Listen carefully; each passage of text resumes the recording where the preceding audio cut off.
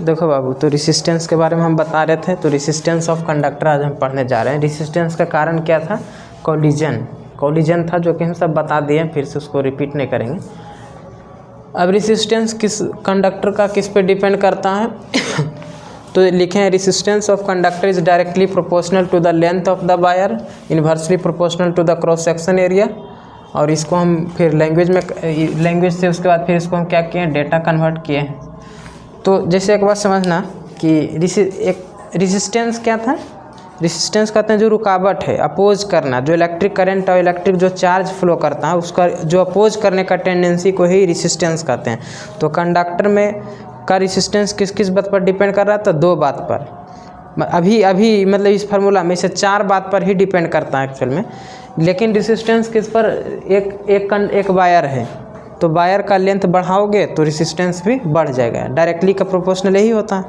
Resistance wire का बढ़ जाएगा अगर उसका लेंथ हम बढ़ा देंगे। ऐसे एक बार समझना, एक सिंपल एग्जांपल कि अगर एक वायर है, ठीक है, तो एक वायर है, तुम एक छोटा सा बैटरी उस वायर से कनेक्ट करो और तुम इसी वायर से तुम क्या है कि दो फ्लोर ऊपर ले जाओ। एक छोटा बैटरी अगर तुम कनेक्ट करोगे तो बताओ बल्ब उतना ही तेज़ी से जलेगा, इतना वायर से ज़्यादा तेज़ी से जलेगा इनकेस।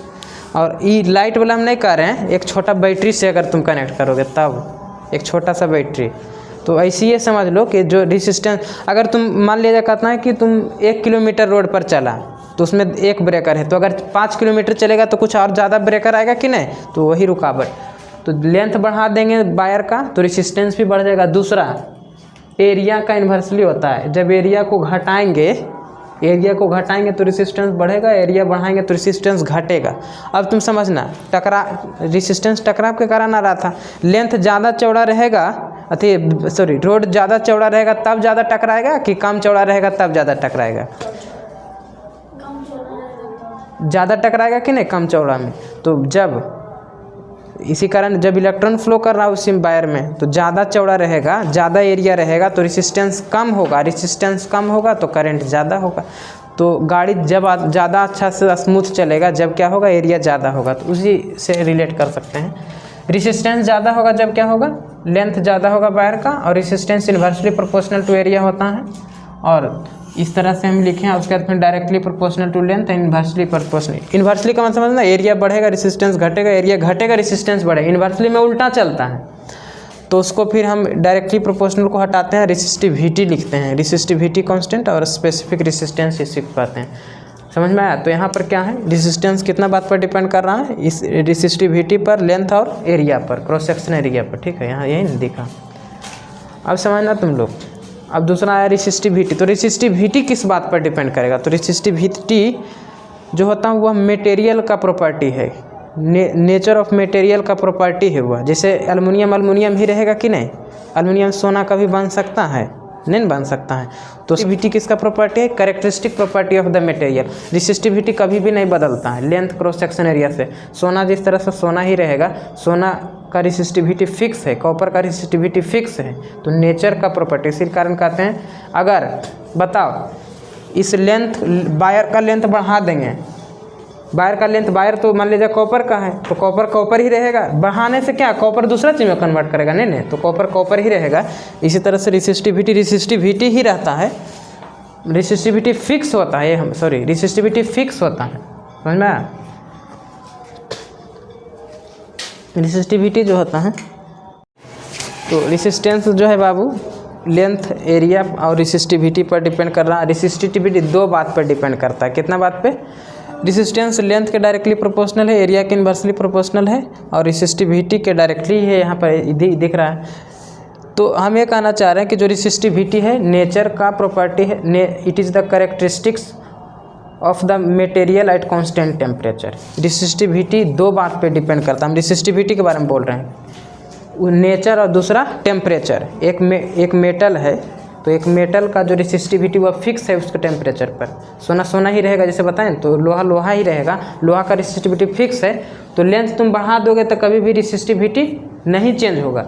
जैसे इस वायर को दुगना कर दिए तो रेसिस्टिविटी बदलेगा? नहीं बदलेगा, डायमेंशन पर डिपेंड नहीं करता है। इस लोहा को चार जोड़ दिए और 4 लोहा जोड़ दिए तो कि 4 गुना कर दिए, तो बताओ रेसिस्टिविटी नहीं डिपेंड करेगा, नेचर और टेम्परेचर पर ही डिपेंड करता है, लेकिन रेसिस्टेंस तो 4 गुना हो जाएगा।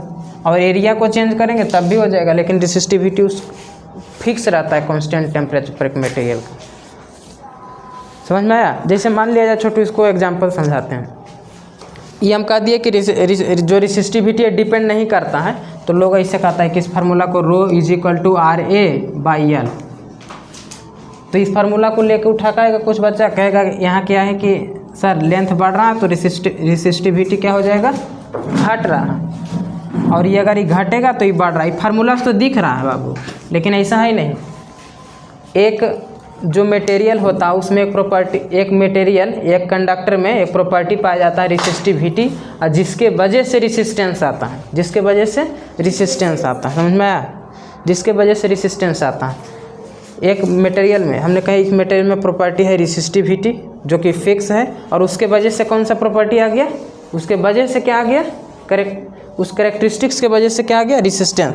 तो यहाँ पर इस फार्मूला में एक प्रॉपर्टी रेसिस्टिविटी आया, उसके वजह से क्या आया, रेसिस्टेंस आया। किसके वजह से, रेसिस्टिविटी की वजह से क्या आया, रेसिस्टेंस आया। और इस फार्मूला को देखें, इस तरह से पलटेंगे तो इसमें तो तुमको लग रहा है कि बढ़ेगा तो घटेगा, घटेगा तो बढ़ेगा। रेसिस्टिविटी के वजह से रेसिस्टेंस आया है। एक मटेरियल में रेसिस्टिविटी प्रॉपर्टी होती है जिसके वजह से रेसिस्टेंस आता है। तो ये फार्मूला में अगर हम लेंथ बढ़ाएंगे तो रेसिस्टिविटी घटता दिख रहा है, जो कि होगा नहीं। क्यों? क्योंकि रेसिस्टिविटी के वजह से रेसिस्टेंस होता है, रेसिस्टिविटी चेंज नहीं करेगा, because it is the characteristics of the material at constant temperature. Resistivity के वजह से रेसिस्टेंस है, रेसिस्टेंस के वजह से रेसिस्टिविटी नहीं है। अगर ये फार्मूला में रेसिस्टेंस के वजह से रेसिस्टिविटी होता तो लेंथ बढ़ाने पर ये घट जाता, लेकिन ऐसा नहीं होगा क्योंकि रेसिस्टिविटी के वजह से रेसिस्टेंस है, रेसिस्टेंस के वजह से रेसिस्टिविटी नहीं है। अगर ऐसा होता तो वह चेंज कर जाता। Make sure resistivity is the characteristics of the material at constant temperature. ये बात ध्यान रखें। तो रेसिस्टिविटी डिपेंड नहीं करेगा डायमेंशन और शेप साइज पे, ये आपको ध्यान रखना है। तो जो रेसिस्टिविटी है वह बाप है और जो रेसिस्टेंस है वह बेटा है। समझते। जैसे मान लिया जाए एक्स के पेरेंट्स वाई हैं। जैसे हम लोग पेरेंट्स के वजह से हैं कि हमारे वजह से पेरेंट्स हैं, तो हम लोग पेरेंट्स के वजह से हैं, ऐसा ही है। ये तो जानता होगा तुम लोग, तो जान लो। तो एक बात समझना, जैसे मान लिया जाए कहते हैं एक्स के पेरेंट्स वाई हैं, और ये भी बात सही है कि वाई के बच्चे एक्स हैं, लेकिन अल्टीमेटली किसके वजह से कौन है, पेरेंट्स के वजह से क्या है, पेरेंट्स के वजह से बच्चे हैं। समझ में आया? अल्टीमेटली तो यही है। तो इसी प्रकार से एक कंडक्टर में एक प्रॉपर्टी है रेसिस्टिविटी, और उसके वजह से क्या आया, रेसिस्टेंस आया। तो रेसिस्टेंस उसके वजह से ही the characteristics of the material at constant temperature, it is the behaviour, it is the style of the matter. दो बात पर रेसिस्टिविटी डिपेंड करता है, एक नेचर और दूसरा टेम्परेचर। क्या क्या बोले, नेचर और टेम्परेचर। समझ में आया? तो ये हम बताना चाह रहे हैं। ये टीचर हम लोग को इस तरह से एग्जाम्पल एक बार दिए थे, कोटा में पढ़े थे। तो चलो इतना ही है, और फिर अब इस रेसिस्टिविटी के बारे में बताते हैं। तो रेसिस्टेंस बाबू, अगर रेसिस्टिविटी किसी का ज़्यादा है तो रेसिस्टेंस भी ज़्यादा होगा, लेंथ किसी का ज़्यादा है तो रेसिस्टेंस भी ज़्यादा होगा। एरिया कम, इधर ध्यान दो, एरिया कम है तो रेसिस्टेंस क्या होगा, एरिया कम है तो रेसिस्टेंस ज़्यादा होगा। ये बात समझ में आया? तो बताओ पतला वायर का रेसिस्टेंस ज़्यादा होगा कि छोटा वायर, पतला कि मोटा वायर? हाँ, रेसिस्टेंस किसका ज़्यादा होगा? एरिया का मतलब क्या समझता है, पतला कि मोटा? एरिया ज़्यादा है तो एरिया ज़्यादा है मतलब वायर मोटा है, और जब वायर मोटा है तो रेसिस्टेंस क्या होगा, तो रेसिस्टेंस किसका कम होगा, बताओ रेसिस्टेंस किसका कम होगा? थिक वायर का रेसिस्टेंस कम होगा। जिसे कहते हैं ना कि गाड़ी चलने के लिए अगर ज़्यादा बड़ा चौड़ा रास्ता है तो वहाँ पर टकराव कम होने का संभावना है। तो ये तुम एक क्वेश्चन भी एनसीईआरटी में, तो जो थिक वायर है उसका रेसिस्टेंस कम होता है। समझ में आया? तो उससे करंट इजीली फ्लो करता है। तो अभी हम बताएं कि जो मान लिया जाए एक लेंथ 1 मीटर कर दें हम, और एरिया को 1 मीटर स्क्वायर अगर कर दे, दोनों को 1 कर देंगे तो रेसिस्टेंस रेसिस्टिविटी के बराबर हो जाएगा। तो यही लिखे हैं कि अगर दोनों को, एक कंडक्टर को 1 मीटर लेंथ कर दें और उसका एरिया 1 मीटर स्क्वायर करें तो रेसिस्टेंस रेसिस्टिविटी के बराबर हो जाता है। तो resistance of conductor having length 1 metre और cross section area 1 metre square is called resistivity. समझ में ये बात है। और रेसिस्टिविटी दो बात नेचर और इसको हम अभी लिखते हैं, उसके बाद हम क्वेश्चन देंगे इसको। तो इसका देखो बाबू, तो अभी बताया कि रेसिस्टेंस जो है रोयल बाई ए होगा और रो जो होता है इसी को हम रेसिस्टिविटी कहते हैं। दैट इज़ द, इसको कहें क्या कहें कि कैरेक्टरिस्टिक है कोई मटेरियल का एट कांस्टेंट टेम्परेचर। नेचर और टेम्परेचर दो बात पर डिपेंड करता है। और इसी तरह से हम रेसिस्टेंस किस किस बात पर डिपेंड करेगा, तो इतना बहुत इंपॉर्टेंट है कि रेसिस्टेंस डिपेंड किस पर करता है। तो लेंथ पर कर रहा है, एरिया पर कर रहा है, और दूसरा इसमें दो चीज़ शामिल है, नेचर और टेम्परेचर। तो इसमें हो गया नेचर और टेम्परेचर। तो रेसिस्टेंस चार बात पर, लेंथ, क्रॉस सेक्शन एरिया, और क्या हो गया नेचर ऑफ मटेरियल, और दूसरा चौथा टेम्परेचर, चार बात पर डिपेंड करता है। इसका रेसिस्टेंस तीनों कॉपर का वायर है, इसका length L, area A, 2L और 2A, तो तीनों कॉपर का वायर है। तो पहला बात हम पूछेंगे कि रेसिस्टेंस बताओ। तो रेसिस्टेंस इसका क्या होगा, तो रोयल बाई ए लगाना तुम, तो इसका तो रोयल बाई ए ही होगा। इसका रो कुछ रहेगा ना कुछ, तो रोयल बाई ए होगा। इसका अगर रेसिस्टेंस निकाले तो कितना होगा, रो यल, तो यल कितना है 2L बाई ए, तो ये हो गया। तो इसका रेसिस्टिविटी ये हो गया, इसका रेसिस्टेंस ये हो गया।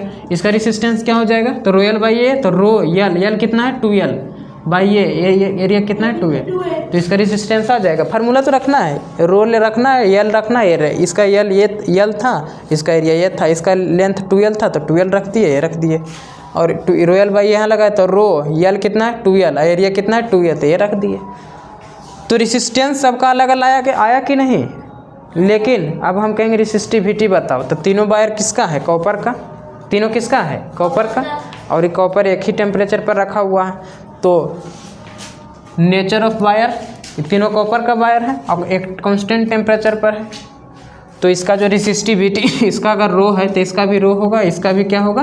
देखो लेंथ वायर डबल कर दिए, लेकिन रेसिस्टिविटी उस नेचर मटेरियल का फिक्स है, जो नेचर ऑफ मटेरियल का फिक्स है रेसिस्टिविटी। हम करें इस, तो ये किस पर डिपेंड नहीं करेगा, तो शेप से इसका कोई लेना देना नहीं है, और दूसरा साइज से इसका कोई लेना देना नहीं है। समझ में, डायमेंशन से कोई लेना देना नहीं है रेसिस्टिविटी का। एक वायर को डबल कर दिए, बताओ रेसिस्टेंस डबल होगा कि रेसिस्टिविटी कि क्या क्या अंतर हो, मतलब क्या क्या होगा, ये हम कहना चाह रहे हैं। तो अगर हम एक वायर को डबल कर देंगे, जोड़ करके कोई एक वायर लगाएगा, तो बताओ रेसिस्टेंस तो डबल हो जाएगा, लेकिन रेसिस्टिविटी वही का वही रहेगा, क्योंकि इसको शेप और साइज से कोई लेना देना नहीं है। एक वायर को डबल कर दिए, बताओ रेसिस्टिविटी रिमेन सेम और रेसिस्टेंस चेंजेज, और रेसिस्टेंस कितना से दुगना से बढ़ जाएगा। ये बात समझ में आया। एक वायर को एरिया बढ़ा दिए, लेंथ घटा दिए, इस सब से कोई मतलब नहीं है, रेसिस्टिविटी का वही होगा। एक वायर को 3 गुना कर दिए जोड़ के, बताओ रेसिस्टिविटी वही रहेगा। अगर सेम मटेरियल है तो रेसिस्टिविटी तो वही रहेगा, लेकिन रेसिस्टेंस बदल जाएगा। अगर 3 गुना कर दिए तो 3R हो जाएगा, लेकिन रेसिस्टिविटी रिमेन सेम। ये बात समझ में आई। क्वेश्चन पूछेगा एक वायर को डबल कर दिए, बताइए रेसिस्टिविटी में क्या होगा, तो resistivity remain same but resistance become doubles. तो ये बात समझ में आया। तो ये हम बताना चाह रहे थे यहाँ से।